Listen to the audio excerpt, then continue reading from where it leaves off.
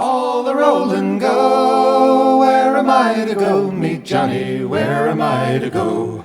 For I'm a young and a sailor lad, and where am I to go?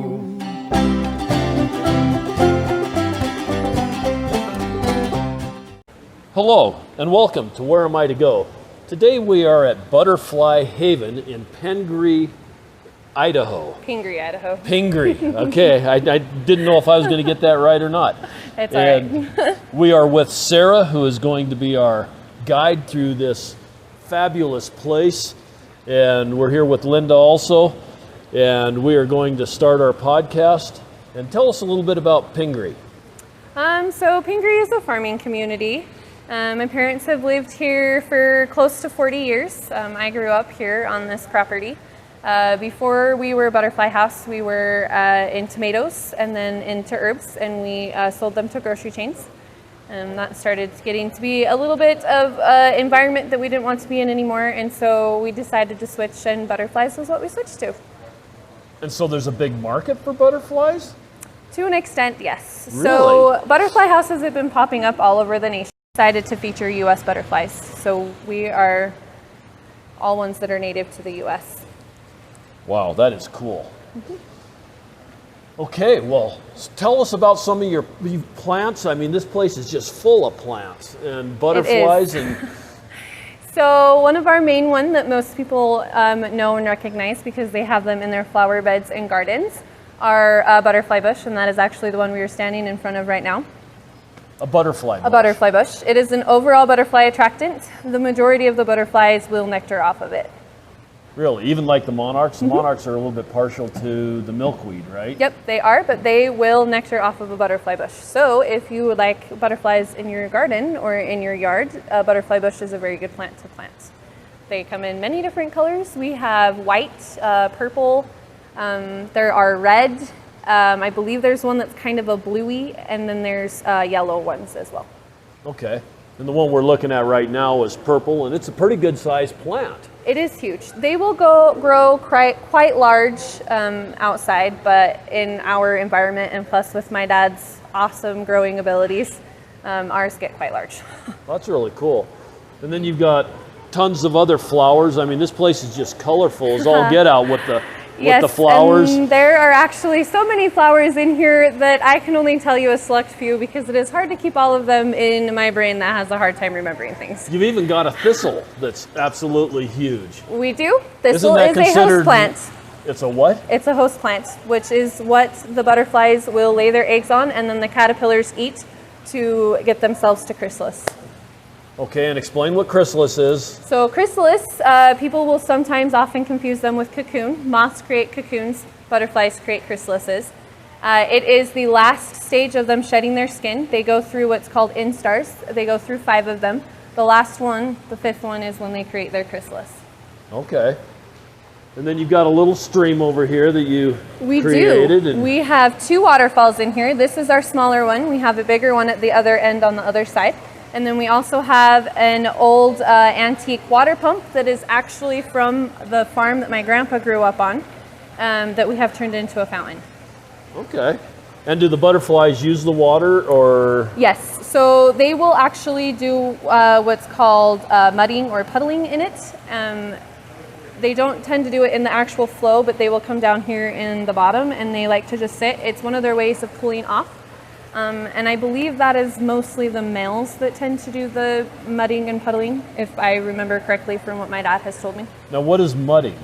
So it's basically just them trying to get cool. It doesn't have anything to do with making mud or... No. Okay. It's just they sit in mud or wet areas. Okay, I got it. Yep. Wow. There's some really cool butterflies here. What's this one up here with the black and yellow wings? That is a zebra longwing. And how about this one down here that's kind of a burnt orange with pretty little white dots? That is a queen. Yeah, so they also, their host plant is also the milkweed, just like the monarch. So that's their host plant. That is what they lay their eggs on and the caterpillar hatches out on. They are very similar to the monarch. They only have a few differences. The one being that they are a burnt orange, not the vibrant, bright orange that the monarch are. When their wings are closed, you'll notice they have more white dots, and then when their wings are open, they have dots inside instead of the lines. Okay. Wow. And I noticed that most of these butterflies in this particular area are the ones that you were describing first. I can't remember what their names were, the black and yellow winged ones. The zebra longwings. The zebra, yeah. Mm-hmm. And is that because this is kind of designed for them as far as the flowers and stuff, or? No, they tend to like our butterfly bushes more than some of the others. And they also, we've noticed, I'm not sure really how many butterfly species do this, but they have somewhat of a pack mentality. So they'll kind of stay together in clusters. So you'll actually find them on the butterfly bushes, like hanging upside down with their like wings closed, which is how they like to be at rest. That species does, kind of grouped together in little clusters. And how many different species do you have in here? Right now we have 21. And how many species are there in the United States? I am not 100% sure on that. I know we feature 24 of them. Wow, that's pretty amazing. Right? And does this go year round? I mean, does it freeze out in the winter? So we tried really hard to try to get it to go pretty far into the fall, but Idaho's fall hits and sets in so hard that we couldn't get them to really go past September. And then through the winter, it would take a lot to keep them going. And so we actually have a season. It's May 1st through September 30th. Okay, and then what, you collect the chrysalises and freeze them, or how do you keep them to go till the following spring? We have a separate part of our facility that we keep some of them in and winter them. Oh, so you keep some of the live butterflies? So they all have, each species has a stage of the cycle that they winter in. So it depends on the species. Some of them will winter as an egg. I believe some of them winter as an egg. I might not be 100% on that one. Some of them will winter as a caterpillar. When they do that, they roll themselves up in a leaf, and that's how they keep themselves warm. And the cold actually stops them from going through the rest of the cycle as fast. Okay. And so they'll just stay in that leaf until spring hits, and then they'll come out of it, and then they'll carry on the cycle. And then some of them winter as a chrysalis. And again, they will attach themselves usually, or they try to attach themselves. Their instinct is somewhere that would be warm and out of the way of birds so that they won't notice them. That's one of their whole main defense mechanisms, is to keep themselves from birds. So the way they look, the things that they do as all the way through the cycle is to disguise themselves from the birds. And now then some of them actually do winter as a butterfly too, depending on the species. Okay. So how long do butterflies live? Are they a long-lived insect? No. So they, most of them typically live about 2 to 3 weeks as the butterfly. The whole life cycle for most of them only takes between 30 and 40 days from egg to death of death of butterfly. And what about like the monarch? I know that they're a migratory butterfly. Do Yes. they live longer? So the last egg that is laid in the fall, when they tell that triggering is happening, that butterfly is the one that migrates, and they live, I believe it is for about 8 months. And they are what will start everything back over to come back through. What you actually see in Idaho is usually about the 3rd or 4th generation from that butterfly that migrated. Okay. Wow. But most butterflies only 3 to 4 weeks. Yep, 2 to 3 weeks. Yep. 2 to 3 weeks. Okay. Yeah. I was giving them a little bit more. They were Right. old butterflies. There are a few of them that will go longer into like closer to that month, but most of them it's the 2 to 3 weeks. And so most of the ones in North America are not migratory. Correct. Okay. Wow. So they hang out throughout the winter and then all of a sudden appear the next year just because they're here. Yep. Cool. Okay. Well, so how big is your facility here? It is 8,000 square feet. Okay. And there's 10,000 butterflies. We have between 1,500 and 2,000 in here at any Okay. given time. Well, it looks like there's a lot more than that. There's a lot in here. They're Yep. just flying everywhere. And the flowers and stuff are just absolutely gorgeous. They are. So, do you have most of your flowers and stuff growing to where they're ready to sustain butterflies by May? Yes. So you start growing those pretty early in the year because you're in a greenhouse. Yep, we start our seedlings in January. They're typically planted into here at least by the middle of March, depending on what the weather outside is doing, because our greenhouse is kind of based off the sun. So when it gets to a point where we can have them in here and they'll flourish and grow, and then we put them in here. And yes, by May they are quite large. Oh, check out that butterfly. He's really orange. That is a Julia longwing. They are a cousin to the zebra longwing that we were talking about earlier. And this seems to like the hollyhocks. Yeah, that's not their host plant, but it seems to just like it. Their host plant for both of those two are actually passion vine. Okay.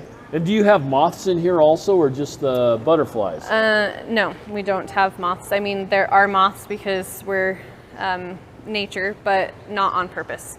Oh, now you've got a pretty little white and brown-winged butterfly back here that's got little spots on him.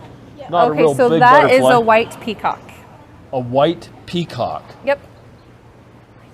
Wow. Just kind of hanging out, flapping his wings. Yes. Yeah, this is really cool. And then what are the white ones? I think we see the white ones all the time. Yes, so these ones are actually great southern whites. So they're a Actually, southern I have butterfly. not seen those. They are a cousin to the cabbage white that you would see here. Okay, and that's the one that gets into your cabbage and gets it all wormy. Yep. Yeah, but this one here, the body sticks up differently than what those are moths. The white wings are moths, or are they butterflies? Nope, they're butterflies. Okay, I always thought that they were a moth. Nope, they're a butterfly. I know that I don't like eating the cabbage after they've helped them. Yep, those are cabbage whites. They love their cabbage. And and these ones here do too? These ones are actually, their host plant is alyssum, which is this plant that you see right here. Okay, and that looks kind of like a little baby's breath or something. A little bit, yep.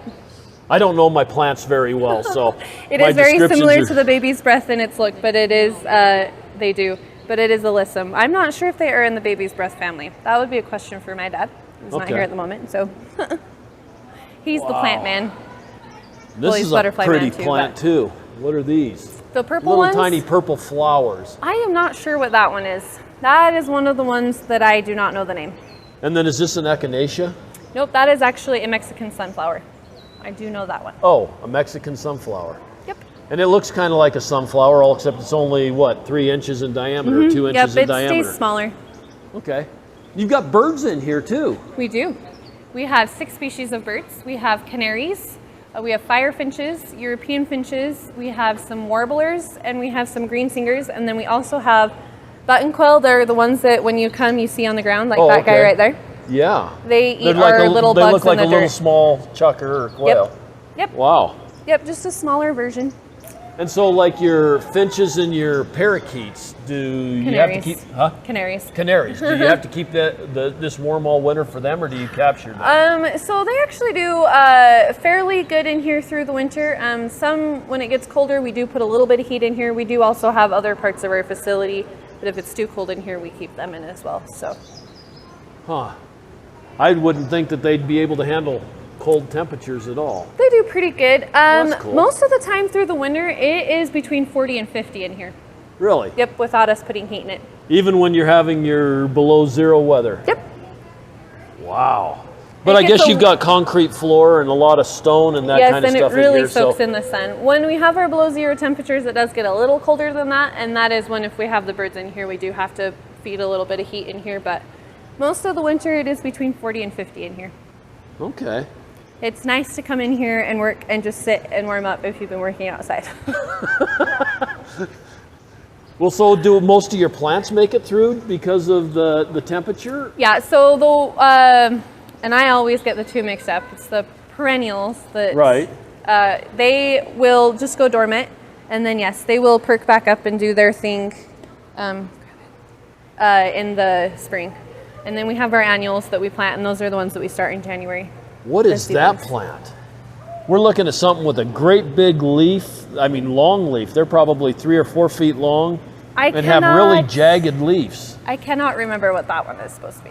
Does it flower? I think we don't know that either. I think it does. I think it is an early flower, so it's already flowered. Wow, that plant's huge. It is huge. There are some of them that get very large in here. In fact, there's ones like the Mexican sunflower that we purposely only plant one of in each spot because they take over. Huh. Wow. These butterflies are just everywhere. They are. This is a fascinating place. Which ones? Those are violas. Then you got a nice little bridge here. Yes. And a butterfly right in the middle, just waiting to be stepped on. Yes. What kind is he? That is a buckeye. A buckeye. Yep. And is it because he has kind of spots that look like eyes all down his back? Yep. Yeah, so that is part of that butterfly's defense. From the sky to a bird, it looks like it has a whole bunch of eyes. So it looks like a whole bunch of something or something that has very many eyes, and they stay away from it. Okay. Do they have, do most of your butterflies have those kind of defense mechanisms, or? Yes. Yep. All of them, like I said before, their whole main instinct and everything, the way they look, it's to blend in with their surroundings and the things that they're around so that they can camouflage from birds. So we have the Julia longwings, the vibrant orange one that we were talking about before. When their wings are closed, they look like a dead leaf. Like a what? A dead leaf. Oh, okay. I guess I could see that, other than it's pretty bright dead leaf. Yes. When their wings are closed, they're actually duller. And they're flying quite crazy right now, so I can't even show you one that... You've got a lot of those other long wings. The zebra. So Zebra, this one you're seeing right there is actually a malachite. They are also got that kind of lime greeny yellow look. They're a malachites. Okay, and where are they native to? I believe they are also a southern one. Okay. Oh, here's some really pretty ones. Yep, so They're those kind of black and orange. Yep, so those two are queens as well. Okay. Yeah, when they're fluttering together like that, they're really pretty. They are. Butterflies are kind of fun that way. They'll almost play tag with each other a little bit to an extent. So yeah, this is just a really neat facility. And fascinating. Butterflies are fascinating things. They are. They are very fascinating, and there's lots to learn about them. I am still soaking up knowledge from my father and researching on my own, so I'm still learning a ton. Oh, and you got caterpillars in here too. We do. We have caterpillars of our monarchs. We have eggs of our monarchs. We have chrysalis. So things, they cycle through in here. And so you're a complete facility as far as from the eggs all the way on through. Yep. Wow. That is just way cool. And here in Idaho. Yep. In a big place of Pingree. Yes. Which, by the way, is really quite easy to find. We Googled the Butterfly Haven, and it came right up. We followed Google straight here. The roads are all good. They've got a nice parking lot, nice entry area. We have a blue sign before you turn. Right, yeah, Yep. off of the highway. Mm-hmm. And it's just a fantastic place. It is. So, you guys have a website too, don't you? We do. It is thebutterflyhaven.com. I don't think it has the Idaho on there. But if you go to our Google, we have a link to our website from there. And you're only like 15 minutes from Blackfoot, Idaho. Yep, if you about go into 15, Blackfoot, 20. is kind of where you turn off the interstate. Mm-hmm. So it's not far to be able to come experience this and see it. What are your fees for getting in? So adults 13 to 64 are $10.60. 65 and older are $9.54. Children 3 to 12 are $8.48, and 2 and under are free. And that includes the sales tax that Idaho has now put on admissions for things like us. Okay. Well, this has just been absolutely fantastic, Sarah. I really appreciate you spending your time. You're welcome. I know that this podcast is going to be shorter than some of our others, but the amount of time you can spend here, it's a peaceful environment. It's very calm. It is. There's quite a few people here, but it's quiet in here for the most part. Yep. And you could just walk around looking at the flowers, looking at the butterflies, and you could probably easily spend an hour or two just hanging out and enjoying the tranquility if somebody wasn't podcasting and talking the whole time. Most of our guests do spend from anywhere from about an hour to 2 hours in here at least. We have some that come and spend a lot more time. We have people that come back 2 or 3 times throughout the season because it does look different as you come through the season, and we do have different butterflies as it goes on. So. Well, this is just a hidden gem, I would say. It is, and we are slowly getting the word out there about us, and Yes, we are a little ways off the beaten path, but not too far out of your It's way. not a bad trip out And here. it's a really pretty area. So and it's a pretty drive, yes. It is, yep. Exactly. Yep, Yep, it through is. farm country, and then you can look at all the farm fields. Well, but yeah, Idaho's a pretty state. It is. So It is there's really there's a pretty lot state. to see, and if you're coming out of the west gate of Yellowstone and headed down through West Yellowstone and headed down to Utah, this is a nice little reprieve. It sits what, It is. probably 3 hours from Yellowstone Park, 2 hours, something like Yeah, that. about 2.5, 3 hours from Yellowstone. So your butt's getting sore. It's time to get out of the Yeah, truck. This walk is a around a perfect little bit. place to get out and Yep. walk around. We and- also have people that make us a stopping point from Craters of the Moon. There is also a sign off of Highway 26 for where to turn. Okay. That brings you almost a straight shot here down 1400 West. So Sounds good. Well, I really appreciate your time today. you're welcome. I appreciate you coming. And the world is full of wonders. It is. People need to get out and explore and see what there is out there. And I hope that everybody has an absolutely wonder-filled day. All the roll and go, where am I to go? Meet Johnny, where am I to go? For I'm a young and a sailor lad, and where am I to go?